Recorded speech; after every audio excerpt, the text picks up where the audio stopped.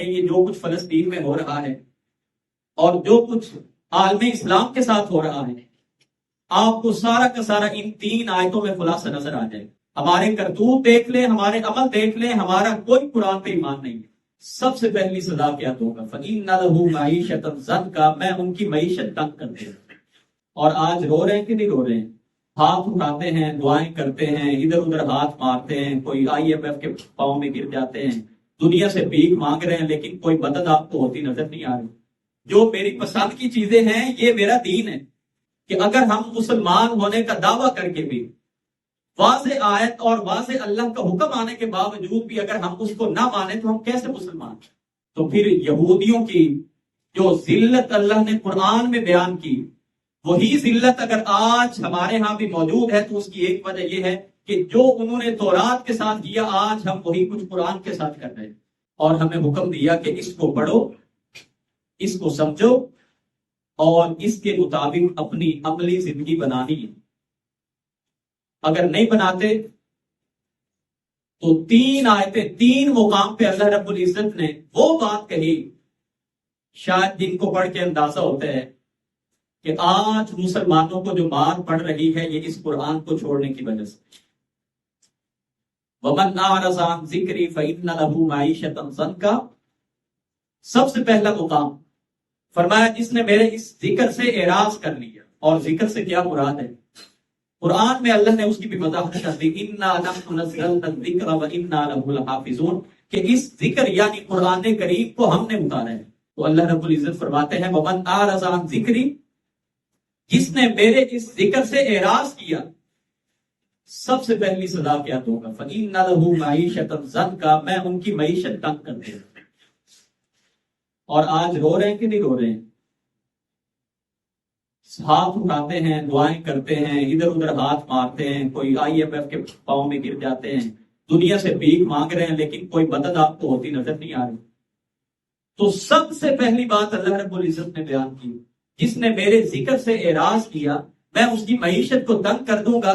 وَنَحْشُرُهُ يَوْمَ الْقِيَامَةِ أَعْمَىٰ، اور جس طرح وہ میری آیتوں سے اعراض کرتا رہا، اس نے آنکھوں کو بند رکھا، آخرت میں اس کو نابینا اور اندھا کر کے اٹھاؤں. اور یہ بندہ کہے گا ربی لما حشرتنی اعمیٰ وقد كنت بصیرا، کہے گا اللہ میں تو اچھا بھلا بینا تھا، دیکھنے والا تھا، مجھے کیا ہو گیا؟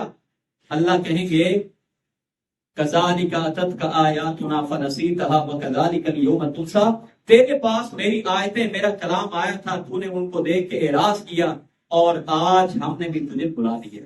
یہ جو کچھ فلسطین میں ہو رہا ہے اور جو کچھ عالم اسلام کے ساتھ ہو رہا ہے، آپ کو سارا کا سارا ان 3 آیتوں میں خلاصہ نظر آ جائے. اور دوسرے مقام پہ اللہ رب العزت نے فرمایا اَفَتُؤْمِنُونَ بِبَعْضِ الْكِتَابِ وَتَكْفُرُونَ بِبَعْضٍ. ہمارا دعویٰ ہے کہ ہم قرآن پر ایمان رکھتے ہیں، لیکن میں اس ممبر رسول پہ کھڑا ہو کے کہہ رہا ہوں ہمارے کرتوت دیکھ لیں، ہمارے عمل دیکھ لیں، ہمارا کوئی قرآن پہ ایمان نہیں ہے. ہمارا ایمان کس طرح کا ہے؟ جو میری پسند کی چیزیں ہیں یہ میرا دین ہے، اور جو چیزیں مشکل ہیں جن پہ چلنا مشکل ہے بس وہ جناب کیے جا رہے ہیں. قرآن بھی پڑھ رہے ہیں، روزے رکھ رہے ہیں، نمازیں پڑھ رہے ہیں. اور اگر سود پہ بات کر لیں تو جو آدمی سود کا کام کر رہا ہے وہ ہم سے ناراض ہو جاتا ہے، اچھا جی تسی تو ساڈے خلاف ہی لگے رہتے ہیں.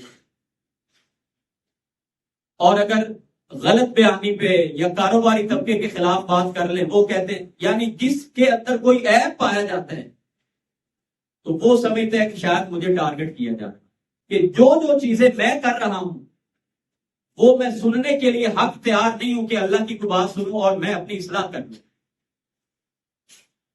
کچھ بندے اللہ کے حق پورے کر رہے ہیں، حقوق العباد نہیں پورے کر رہے، حقوق العباد پورے کر رہے ہیں، حقوق اللہ پورے نہیں کر رہے. حقوق اللہ میں اگر نماز پڑھ رہے ہیں زکوٰۃ صحیح طرح سے نہیں دے رہے. زکوٰۃ فرض ہو گئی ہے، حج فرض ہو گئی ہے، حج 50-55 سال کے بوڑھے ہو گئے، حج کرنے نہیں جا رہے. یہ کیسا دین ہے بھائی؟ یہ کیسا اسلام ہے؟ اسلام اللہ اور اس کے رسول کی تمام تر تعلیمات کو اپنی پسند ناپسند کو پس پشت ڈالتے ہوئے اس کو ماننا اور اپنی زندگی میں لے کے آنا، یہ دین اسلام ہے. ادخلوا فی السلم کافہ، اسلام میں پورے کے پورے داخل ہو جاؤ، اپنی ذاتوں کو، قبیلوں کو، اپنی پسند ناپسند کو پیچھے چھوڑ دو. اور اگر نہیں ہوتے تو پھر یہودیوں کی جو ذلت اللہ نے قرآن میں بیان کی، وہی ذلت اگر آج ہمارے ہاں بھی موجود ہے تو اس کی ایک وجہ یہ ہے کہ جو انہوں نے تورات کے ساتھ کیا، آج ہم وہی کچھ قرآن کے ساتھ کر رہے ہیں۔ اللہ رب العزت نے یہودیوں سے مخاطب ہو کے کہا سورہ بقرہ کی آیت نمبر 85 میں 85 میں، افتؤمنون ببعض الکتاب وتکفرون ببعض، کیا اپنی کتاب کے کچھ حصے پر ایمان لاتے ہو اور کچھ چیزوں کے ساتھ کفر کرتے ہو؟ یعنی جو چیزیں تمہارا دل چاہتا ہے مان لیتے ہو، جن چیزوں پہ تمہارا دل چاہتا ہے مانتے ہی کوئی نہیں ہو۔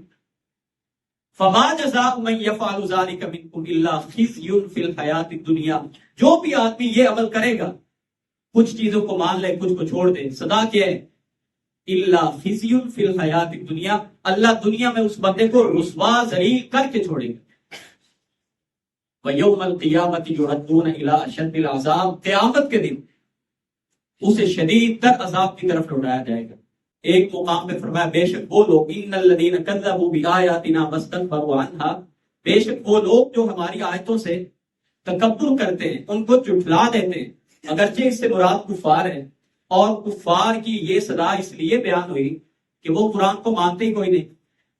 لیکن ایمانداری سے بتائیں، میرا آپ سے سوال ہے کہ اگر ہم مسلمان ہونے کا دعویٰ کر کے بھی، واضح آیت اور واضح اللہ کا حکم آنے کے باوجود بھی اگر ہم اس کو نہ مانیں تو ہم کیسے مسلمان ہیں؟ تو اللہ نے کفار کی دو باتیں بیان کی ہیں اس آیت میں، سورۃ الاعراف کی اس آیت میں فرمایا ان الذین کذبوا بآیاتنا واستکبروا عنہا، جنہوں نے ہماری آیتوں کو جھٹلا دیا اور جنہوں نے ہماری آیتوں پر تکبر کیا، اور تکبر کی تعریف نبی پاک صلی اللہ علیہ وسلم نے حدیث میں بیان کر دی، فرمایا تکبر یہ ہے بطر الحق، حق بات کو ٹھکرا دینا۔ تکبر کیا ہے؟ حق بات کو ٹھکرا دینا، وغمط الناس، اور دوسری بات یہ بیان کی کہ لوگوں کو اپنے سے کم تر سمجھ۔ تو حق آ گیا، پتہ چل گیا یہ اللہ کی بات ہے، یہ اللہ کا قانون ہے، اور لن تجد لسنت اللہ تبدیلا، اللہ کے قانون ہماری ضرورتوں کے ساتھ بدلنے والے نہیں ہیں۔ جو اس ذات نے رخصتیں دے دی ہیں وہ الگ ہیں، تو اللہ کا قانون ہے، اور میں اگر اس کو نہیں مان رہا تو میں بھی وہی کافروں والی روش اپنے عمل سے ثابت کر رہا ہوں۔ تو فرمایا جو ہماری آیتوں کو جھٹلا دے اور تکبر کرے تو ان کے بارے میں فرمایا لا تفتح لهم ابواب السماء، آسمان سے رحمت کے دروازے بھی ان کے لیے نہیں کھلیں گے، ولا يدخلون الجنة، اور نہ یہ جنت میں جائیں گے، حتی یلج الجمل فی سم الخیاط، حتیٰ کہ اونٹ سوئی کے ناکے میں سے گزر جائے۔ جس طرح سوئی کا جو سوراخ ہوتا ہے اس میں سے اونٹ کا گزرنا محال ہے، ناممکن ہے، اللہ نے یہ مثال دی کہ جو ہماری آیتوں کے سامنے تکبر کرتے ہیں، نہیں مانتے، اپنی ضد انا آگے رکھتے ہیں، یہ لوگ جنت میں نہیں جائیں گے جب تک کہ اونٹ سوئی کے ناکے میں سے داخل نہ ہو جائے، نہ سوئی کے ناکے میں سے وہ اونٹ جائے اور نہ یہ بندہ داخل ہو۔